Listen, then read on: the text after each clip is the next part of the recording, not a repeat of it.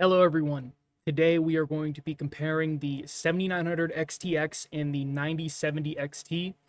I was able to spend a little bit of time with the 9070 XT. I did not keep it because my 7900 XTX, I know surprising, is a little bit faster. So first start off with, my XTX is EVC'd, meaning I'm able to unlock power limit, unlock voltage, I can control memory voltage, pretty much everything on the card, which also means I can consequently kill the card if I mess something up. But regardless, in the 9070 XT that I used, was overclocked pretty much as far as I could. It was a minus 65 millivolt offset on the core, a 2700 megahertz, well, a 200 megahertz bump on the memory frequency, and obviously I upped power limit by 10%, which is the most that you could. I used the not Red Devil, sorry. I used the, it was the Power Color Reaper model. So, really the lowest end 9070 XT you could buy.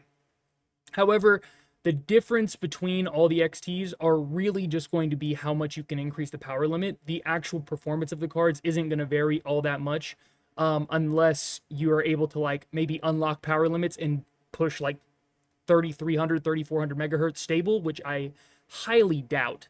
But, I don't know, maybe, I've actually been looking on forums to see if people have done that, and I haven't found anybody who's unlocked a 9070 XT, or at least nobody that's shared it. So, and I did not. I guess I could have been the guinea pig, but this card was just for testing, nothing, no funny business. So first, to start out with, I got this little file here comparing all the different games. So to start out, this is Fortnite. So this was epic settings, no lumen, no nanite, nothing, at 4K. This is the 7900 XTX at 113 average with higher 1% lows at 91 and 93 versus 86.2 and 80 on the 9070 XT. And the average for the 9070 XT was 105. So about a 10 FPS increase, 8 to 10 FPS increase. And the overall percentage difference from the 9070 XT to the 7900 XTX is 7.5% increase for the XTX. Remember, my XTX is unlocked, so actually not a great look for the XTX, if I'm being honest. But it is what it is. So on to the next. All right, here's Kronos, The New Dawn. So, once again, not a great showing for the XTX. This game just freaking slaps its butthole. This game just slaps it in the face, really. Yeah, with the XTX only getting 38.6. This is at ultra settings. This is full balls to the wall. Now, Kronos The New Dawn, I will admit, is a very, very heavy title. Very heavy title. The 9070 XT is able to get 36.8 FPS. And actually have slightly better 1% lows.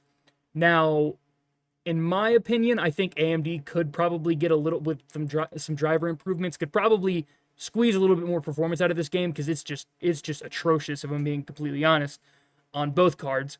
But, so the increase that the XTX has over the 9070 XT is 4.9%, which, yeah, once again, kind of not the best showing for either cards. I mean, like, you would never want to play the game at these settings ever.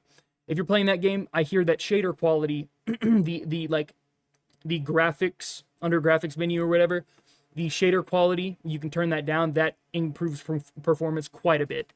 And I didn't really notice that drastic of, like, a degradation in, like, visuals or anything like that. So give it a shot if you're really interested in playing that game.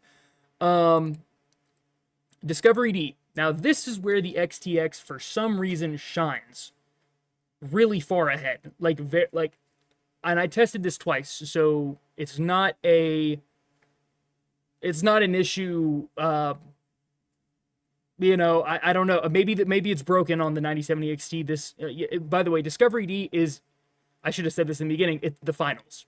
I don't know why it's called Discovery D, but it is in Capframe X. So this is the finals. The XTX is getting 121.2 on the average, and the 9070 XT is only getting 84. So that is a whopping 43% increase on the XTX. Now, in my opinion, something's got to be awry. I don't know. I mean, the 1% lows and everything kind of match up. I mean, it looks like it's running kind of just how it's supposed to, but something feels kind of funky in this game for some reason. But regardless, if you have an XTX, feel good that you are getting a gigantic performance uplift compared to RDNA 4. Or, yeah. Wait, no. Yeah, RDNA 4.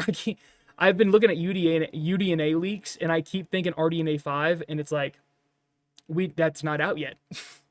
So, yeah. 43% for the XTX. That's, yeah. That's crazy. 1 second. Sorry, I lost my last, All right.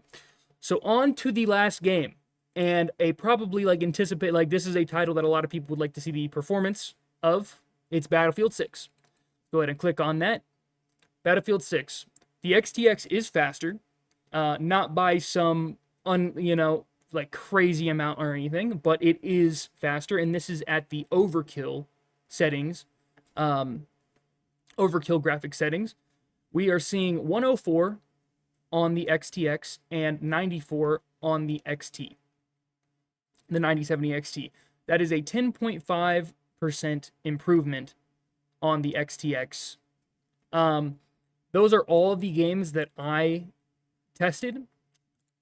So I think somewhere over here I actually have 3D Mark. I did some testing on 3D Mark. Where is it? Let's see. All right, well, this is I didn't do testing on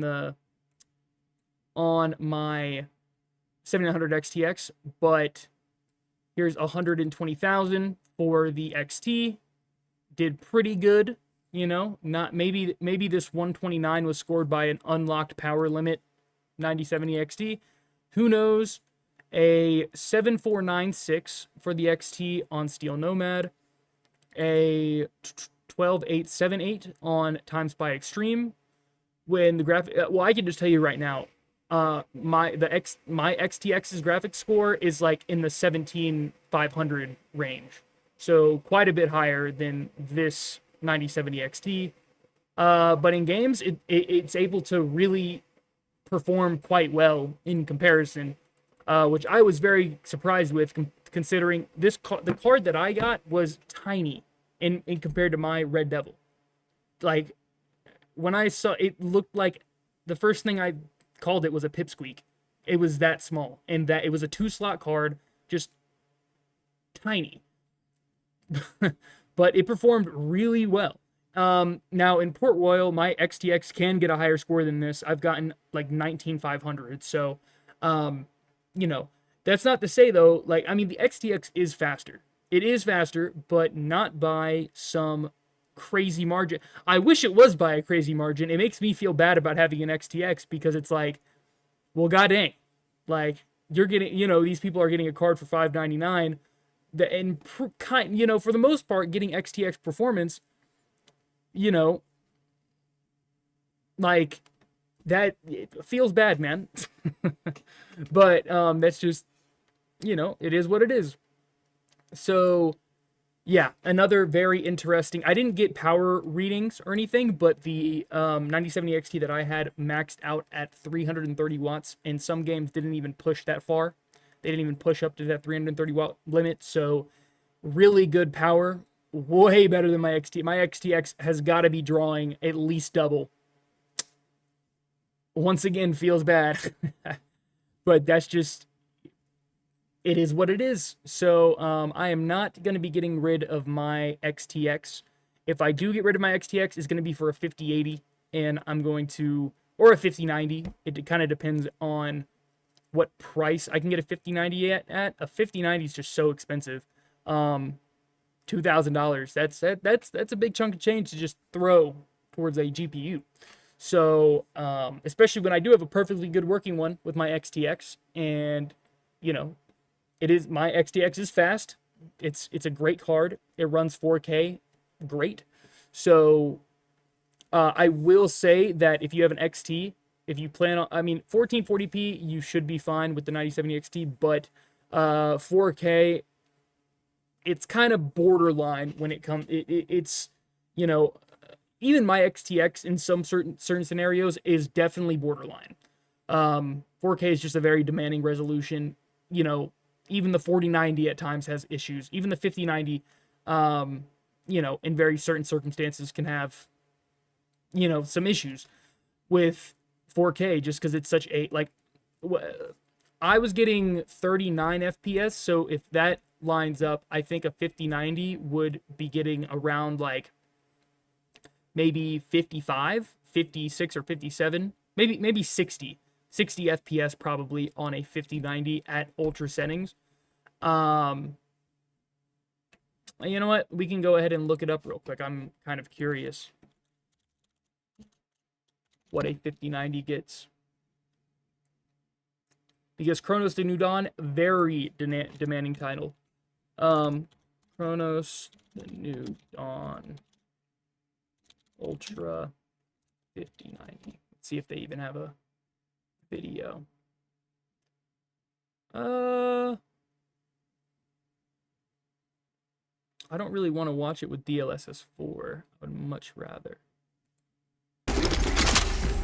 Okay, there's 1440p, Ultra 4K. Oh, would you look at that? Okay, so 7. Okay, so a little higher than what I thought. Oh, that's the medium preset. Never mind. That's the medium preset. Okay, Ultra. They don't even test the Ultra preset. Well, okay, well, on Ultra at 4K, the 5090 is probably getting around 60 FPS, so even the 5090 is not great in all scenarios. Yeah, so that's definitely a title where FSR4 coming in clutch, let me just say. OptiScaler, thank you. But yeah, anyways, that's pretty much it. If you have an XTX, is it worth going with the 9070 XT? Absolutely not.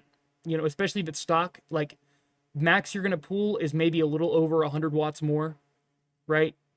So, and you're going to be getting around the same, if not a little bit better performance.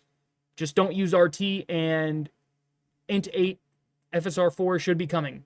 That's all I really have to say, because now that the Int 8 version leaked and it works and it's great, I would feel like I don't think AMD would just hold it back. Then it would feel like they are holding a technology back purposefully, almost maliciously, to sell more RDNA 4 products. So regardless, take with that what you will, but hopefully you guys enjoyed this video, and thank you for watching. I'll see y'all in the next one.